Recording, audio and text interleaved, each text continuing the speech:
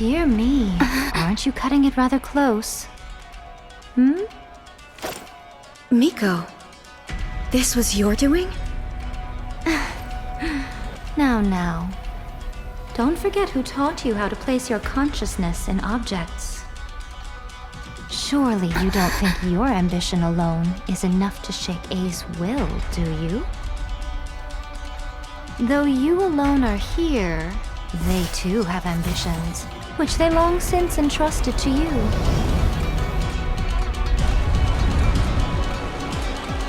Now then, close your eyes.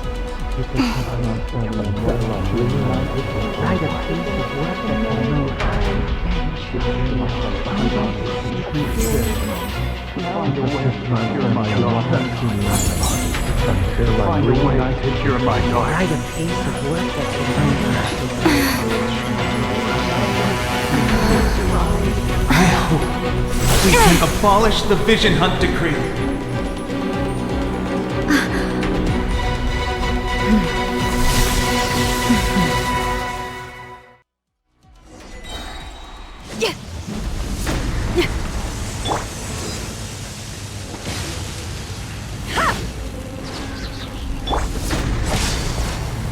This world, a fleeting shadow. Let the show begin.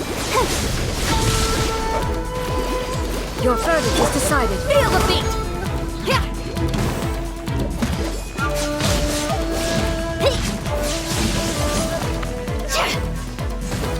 Your verdict is decided.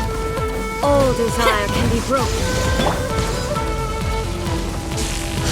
Back off!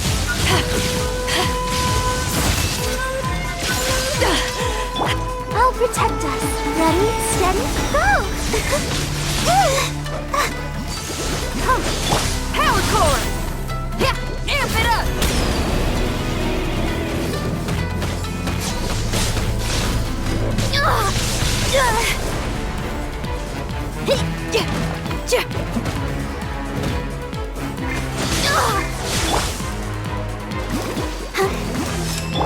Thunder. All will be severed. Lightning does not bend to the will of mortals. This realm is no home for a princess. Let's dance. Come on, we can do it. This world, a fleeting shadow. Time to rock!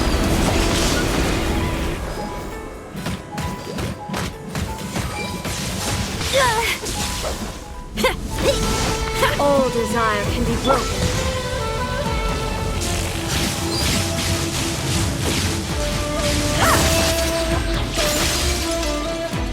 Your verdict is decided.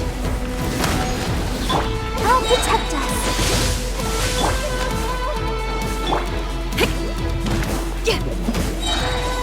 Try till I'm dead.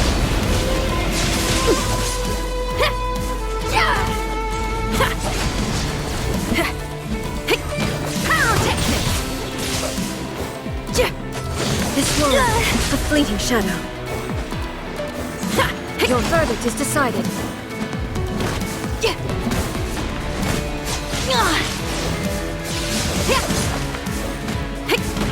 Let the show begin. Time to rock! This world, a fleeting shadow. Feel the beat!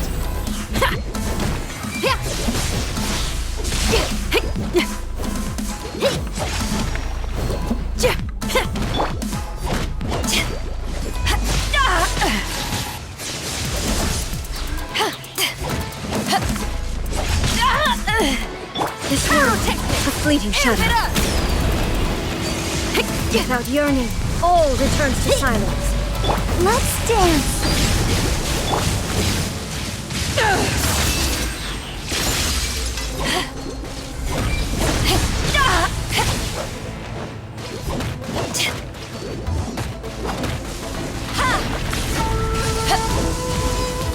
Back off!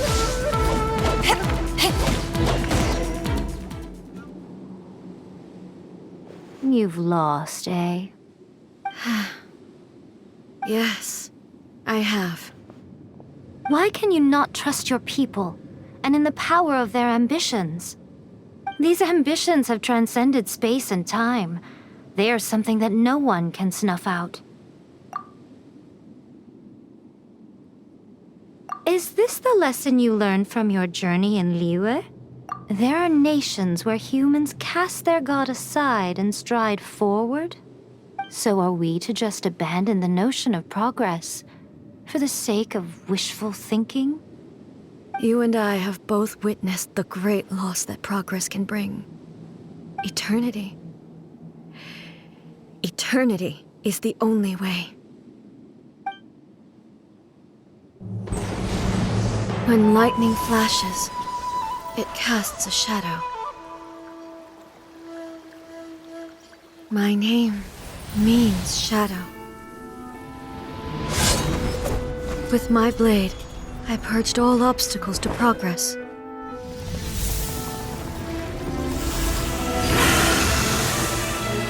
And yet, something was lost with each step forward. In the end, I even lost her.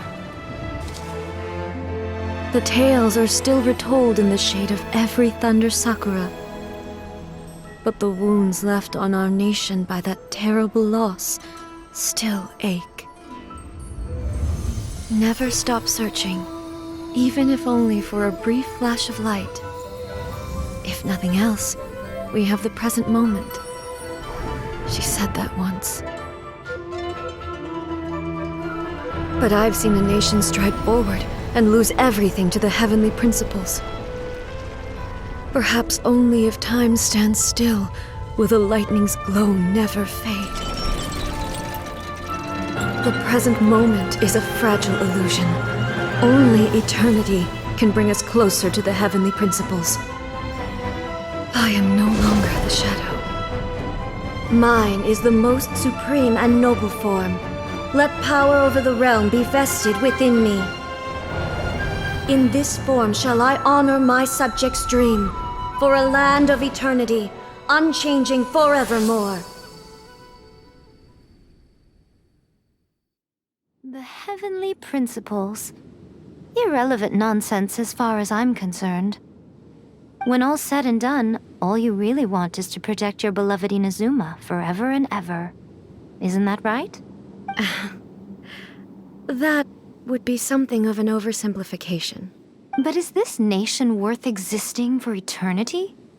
Stripped of ambitions, stripped of the potential for change, it does nothing more than simply exist. It is a hollow shell of a nation. I wonder what loss would it really be to anyone if such a nation were destroyed? Miko, retract your words. Never changing eternity is the promise I made to my people. But what your people need from you is not your promises. They want your attention, your divine gaze. You mean visions? Humans have a lifespan of barely 100 years. They cannot afford to bear any extra losses. But I have experienced it all.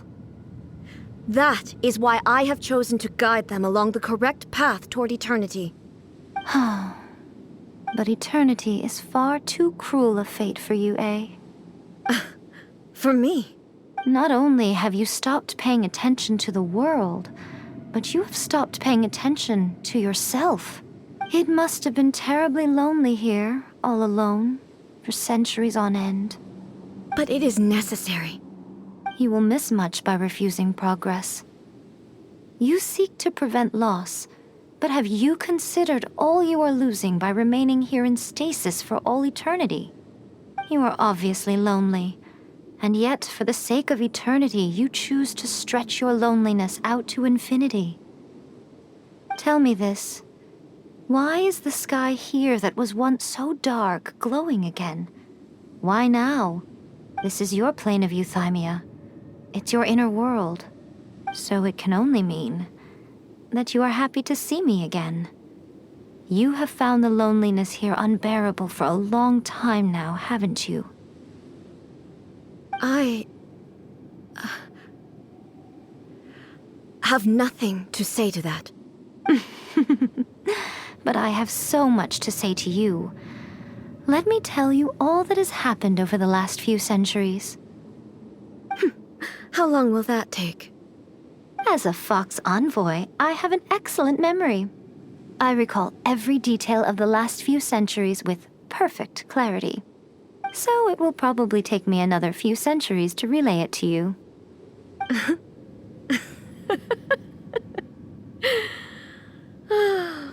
Miko, I never thought I would have the chance to meet with you like this again. Seeing you again is a change to eternity. And a very nice surprise. Since you are willing to admit that, I suppose that means we can still be friends? What a childish conversation this is. Anyway, now that I have been defeated by you and your plan, I will honor your wish to abolish the Vision Hunt Decree. But, with regards to eternity, and the question of whether this nation should move forward, I need time to give it some thought. You are the one who's been acting like a child from the very beginning. As promised, the Raiden Shogun abolished the Vision Hunt Decree. Finally, her people's wishes penetrated her locked heart. Beyond the plane of euthymia, she saw what eternity means in the eyes of the world.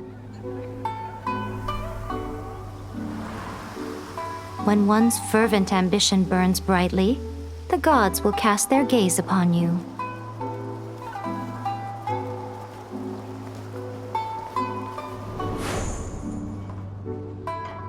Some ambitions have the power to heal wounds, to bring victory, to inspire hope.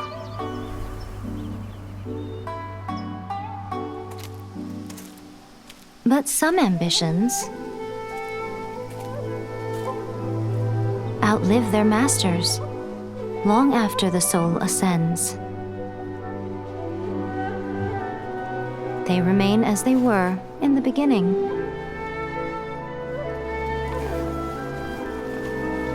Burning bright and true for all eternity.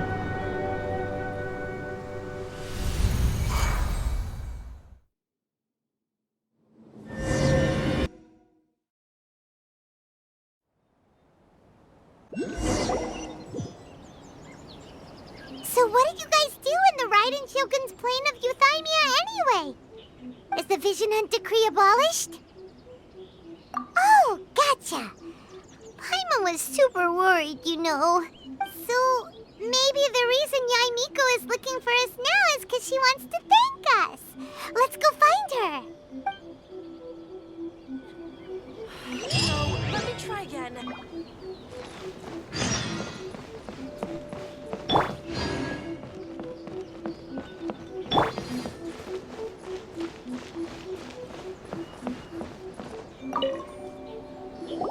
Why, hello, if it isn't the triumphant traveler. And why might you be visiting the shrine? A sign of piety, perhaps? You literally told us to come meet you here. I was just joking. I've been waiting for you. Seems like someone's in a pretty good mood. Mm-hmm. Catching up with an old friend I hadn't seen in years was truly delightful. By the way, I heard that you had a duel before the throne, with a Fatui Harbinger no less. Courageous and astute. I must say, I am most impressed. Defeating Signora head-on in a duel means that your strength exceeds my expectations. Still, you did end up victorious. I gather congratulations are in order. Sure feels good to finally thwart the Fatui plan for once. they caused plenty of trouble along the way, but at the very least, they didn't get their hands on another Gnosis. Wait a second. Did you say gnosis? As in, the little thing that looks something like a chess piece? Yep, that's the one. You've seen one too? Gnosis belong to the Seven. They're what keep them connected to Celestia.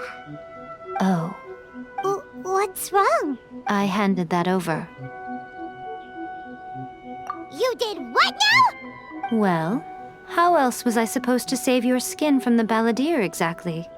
The Balladeer is number 6 of the Fatui Harbingers. In terms of strength, he is superior to Signora. I'm not the kind of person who risks life and limb for any old reason. You did... for once, Paimon just does not know what to say. After A created her puppet vessel, she no longer had anywhere to put it. As her erstwhile closest friend, A handed it over to me, and I've kept it in the Grand Narukami Shrine ever since. She no longer needs the power of the Gnosis, and in any case, she tells me she has severed ties with Celestia. Thus the Gnosis became not only useless, but also a potential source of conflict. Is that not a good bargain, exchanging it for the one at the core of the plan? Judging by the results, at least, I dare say I struck a good deal. When you put it like that, Paimon has to agree. The Traveler is worth more than a Gnosis. Well, what's done is done, and Paimon heartily thinks we'll be getting it back now. Let's leave the past in the past. So anyway, you still haven't told us why you called us here today. It's to thank you. Really? You intend to travel all over Teyvat, and the time has come for the Inazuma leg of your trip to come to an end, has it not? As a mark of my gratitude, I will answer any questions you may have about the road ahead or the events of the past. What would you like to know about? That puppet was built with technology that has been lost to time. Perhaps she, as a god, is the only one privy to the knowledge of its origins. Still, there is one other thing on this topic that I suspect you may be curious to know. Before A began modifying her own godly form, she took it upon herself to create a prototype puppet. So, you mean there are 3 Raiden Shoguns? No, the prototype was merely a proof of concept. Its appearance and intellect were not based on A. It was a test. The original plan was for A to simply discard it. But perhaps A thought this to be too cruel, because in the end she chose only to seal the power within it. Later, this puppet wandered Inazuma as an ordinary human male with his own consciousness, until the Fatui took an interest in him. Ugh, not the Fatui. Some eccentric geniuses in the ranks of the Fatui made adjustments to the prototype, not only unsealing his power, but very likely rendering him even more formidable than his original specifications. The object of divine creation is now the one who has taken possession of the Gnosis, and the prototype puppet is now known as the Balladeer. What a crazy story! It is, isn't it? Who can say whether it's coincidence or destiny? I'm surprised an outlander like you is aware that there was once a change of Electro Archon. Few citizens of Inazuma are aware of this. Morax told us. He said that the Electro Archon Ball has passed away. Yes. The truth of the matter is that there were 2 twin gods, Baal and Beelzebul. Twin gods? They won the Archon War together, and when Baal established the shogunate, Beelzebul became her Kagemusha, or shadow warrior. In other words, she acted as Baal's body double. Beelzebul is A, with whom we are now both acquainted. Baal's name was Makoto. As far as the world was aware, there were not 2, but 1. They complemented each other, and they ruled Inazuma jointly, so there was no need for the public to know the truth. In fact, the name Baal and the title of Raiden Shogun was understood to refer to both of them. Right up until Until what? Makoto died several hundred years ago in a war that I was not personally involved in. Since then, A has assumed the shogunate. Losing her sister must have been super hard on A. That was when A began to change. Makoto was her greatest loss. Paimon feels like she understands A a lot better now after finding that out. So what kind of god was Makoto? I didn't spend a great deal of time with her, but my impression was she was a gentle god, who in each moment cherished the beauty of what was before her. Wow. Sorry, I haven't a clue. I'm also unfamiliar with the god you describe. But if you still have doubts about A, I would say they are misplaced.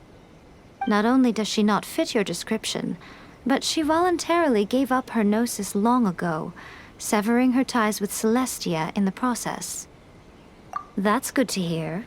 Otherwise, given that I'm her familiar, it could have made our relationship rather awkward, don't you think? Don't worry, we aren't looking to pick a fight with you. I wish you the best of luck. May you soon discover the truth behind it all. As for your brother's whereabouts, I will use all the resources at my disposal to investigate it, and I will also borrow some of Ayato's people from the Shiumatsuban. I'll let you know if I find out anything. Consider it part of my means of thanking you. After leaving Inazuma, I think it would be easiest for you to go to Sumeru. Ooh, Sumeru! We've run into loads of scholars from there on our journey so far.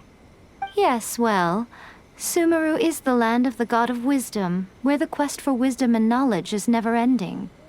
But their obsession gives rise to some truly inexplicable things. For example, in Sumeru, knowledge is holistically managed as a resource. Knowledge is a resource? Yes. I don't know whether it was the sages or Lesser Lord Kusanali who came up with the idea. Lesser Lord Kusanali? That's a cute name. Oh, you haven't heard. Lesser Lord Kusanali is the deity in whom the people of Sumeru place their faith. It's their chosen term of endearment for her.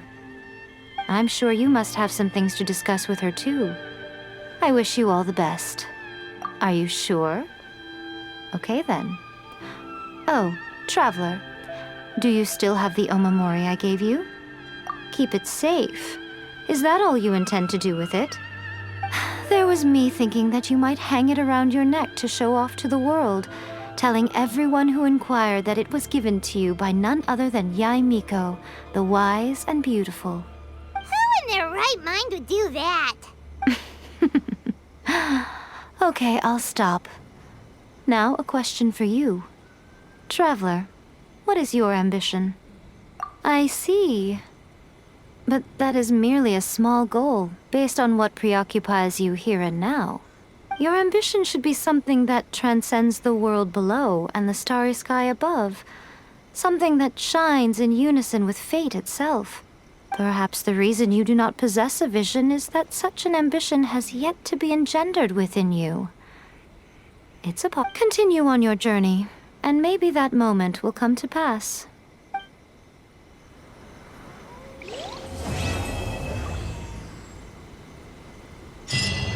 Say, Inazuma has become a lot more stable lately.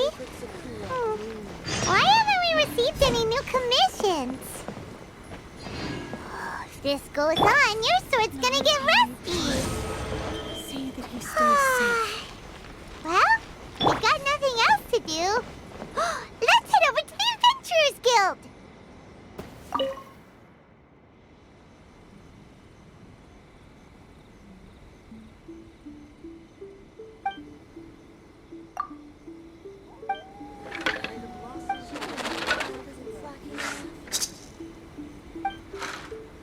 Narukami, please. See that